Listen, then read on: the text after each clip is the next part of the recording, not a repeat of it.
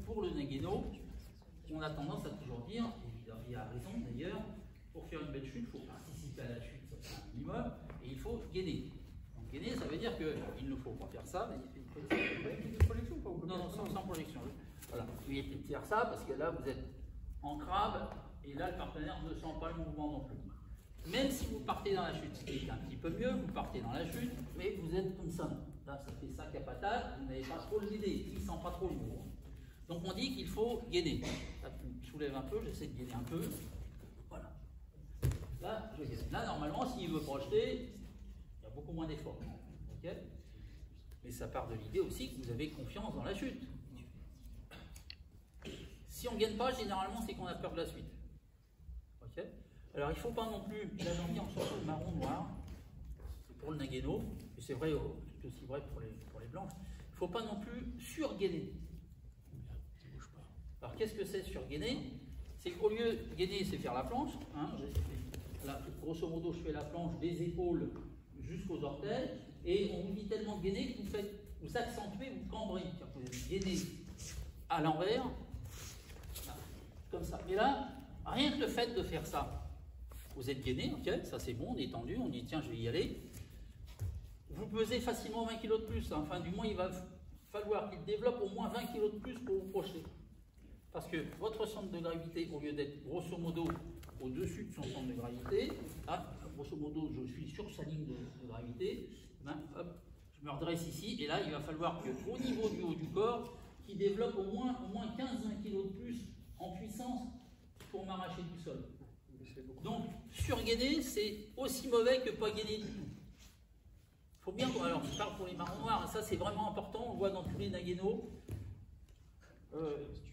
et ça rate le mouvement parce qu'on voit le partenaire qui est là, et puis d'un seul coup il dit j'y arrive pas, on le voit obligé de forcer pour arracher le partenaire du sol. Alors que l'autre il dit je travaille bien, je gagne. Il faut se pencher vers l'avant en fait. Voilà. Quand on gagne, tout à fait. Il faut être dans la projection.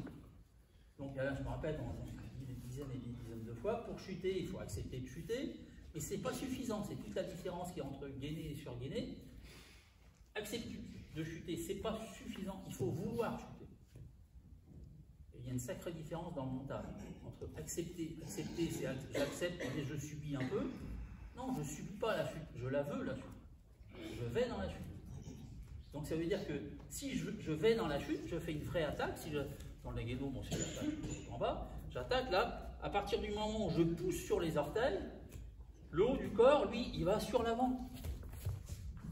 En admettant qu'il ne soit plus là pour X raison, hein, il s'est trompé, il a fait un autre mouvement. Hein, j'attaque, là, hop, je chute en avant. Okay, je ne dois pas faire du surplace. D'autant plus que si vous faites du surplace, c'est encore un autre problème qu'on revoit dans presque tous les mouvements de projection, ce qu'on appelle les pattes d'ours. Si vous attaquez pied collé au sol, vous aurez beau gainer comme il faut, ça ne va pas servir à grand chose. Hein, donc, gainer, ne pas surgainer et vouloir chuter.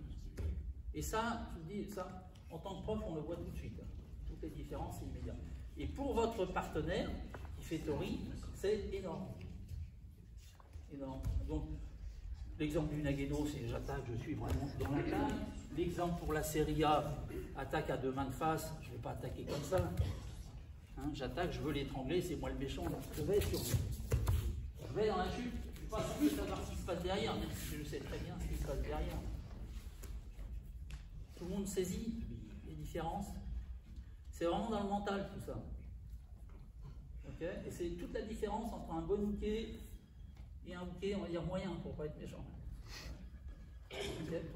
Que le bon hooké, ah oui, après il y a... Ok, tout le monde a bien saisi la différence, donc ça c'est essentiel. Hein. Si vous voulez progresser vite et aider votre partenaire parce qu'il réussisse correctement des projections, il faut vraiment être dedans. Dans l'attaque, dans le gainage, dans le déséquilibre et vouloir la chute. Ok? Même en tant que ceinture blanche, je reconnais que c'est pas évident. Hein. Mais il faut aller dans ce sens-là. Maintenant, je vous laisse travailler les séries. Allez, c'est parti. Ceux qui sont prêts ce soir, merci.